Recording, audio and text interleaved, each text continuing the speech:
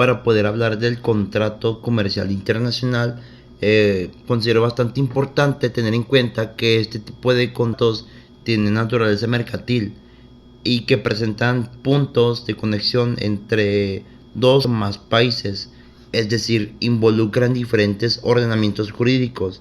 Generalmente estas regulan las relaciones entre, digamos que empresas o personas físicas de distintos países. Estas tienen diferentes características como que son bilaterales, son onerosos y son principales. Es decir, aquí este tipo de contratos no dependen de otra y esta implica que ambas tienen beneficios, tienen derechos y tienen obligaciones. Este tipo de contratos se pueden dividir en varios. Entre ellas está el tipo de contrato de compra-venta. De hecho, es el más común en el comercio internacional y se celebra entre un importador y un exportador, ya que estamos hablando que esta pues va a provocar que existan, digamos que importaciones y exportaciones de mercancías, digamos que entre el vendedor y comprador con domicilios en países distintos. Ambas partes se comprometen al intercambio de mercancías por un precio determinado.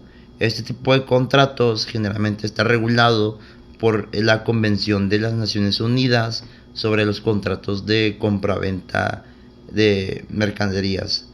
Y este tipo de contrato también tiene datos o tiene que contener datos como lo es el tipo de mercancía, la cantidad, el precio, la moneda a pagar o la moneda de pago, el lugar y fecha de entrega, el Incoterm, etcétera.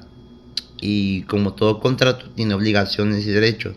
Entre las obligaciones por parte del vendedor es que ésta tiene que entregar la mercancía, transferir la propiedad, entregar la mercancía y sus documentos, etcétera.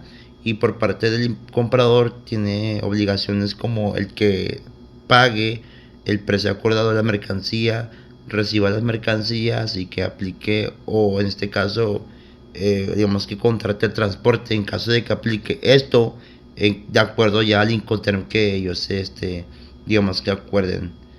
Por otra parte tenemos el contrato de franquicia.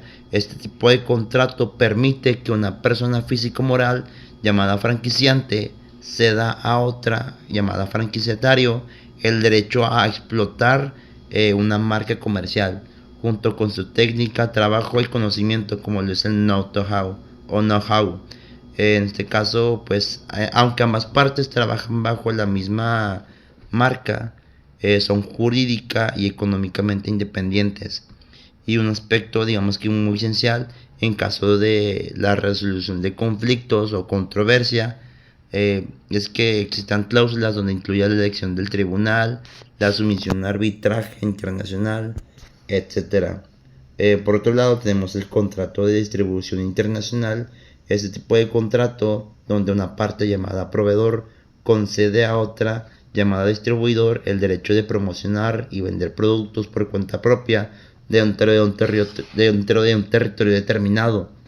Es muy común esto pues ya en diferentes marcas y debe incluir datos, o este tipo de contratos tiene que contener datos como el tipo de producto, el territorio asignado, la exclusividad, la competencia, precios, condiciones de pago, etcétera. Y existen diferentes tipos de distribución, como el que es que sea abierta, es que sea distributiva, pero selectiva, o que sea exclusiva. Y también existen diferentes obligaciones por parte del distribuidor, como lo es el que compra productos del proveedor, vende en zonas determinadas o asignadas, mantener un stock, etcétera. Por otro lado tenemos el contrato que es el joint venture, o también llamado colaboración empresarial. Esto realmente es un acuerdo entre dos o más empresas que deciden colaborar bajo una misma dirección para desarrollar ya sea como una operación comercial específica. Aquí compartiendo, digamos que inversiones, riesgos, gastos y beneficios. A diferencia de una fusión, ya que no es una fusión, sino que es un contrato o un acuerdo, aquí las empresas siguen siendo independientes, y existen diferentes tipos de este tipo de contratos, como es el que sea de alianza estratégica. Es decir, aquí no es necesario o no requiere aporte monetario, sino una cooperación como de recursos intangibles, por ejemplo. Y otro tipo de contrato de joint venture es de coinversión. Aquí sí implica que los aportes sean de capital o de bienes con objetivo de generar mayor utilidad.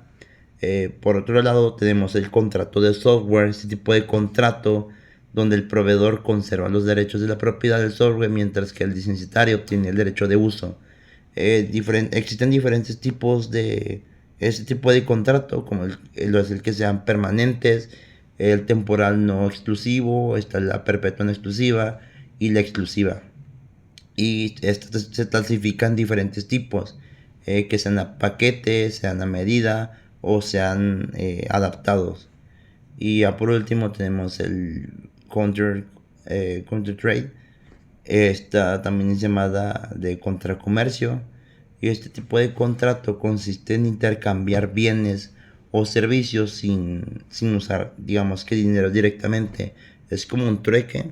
Generalmente esta surge cuando las empresas o países no cuentan con un flujo de divisa suficiente. Generalmente esta también implica que existan, digamos, que dos importaciones o dos exportaciones, dado que, digamos, que el intercambio no es dinero, sino que son bienes.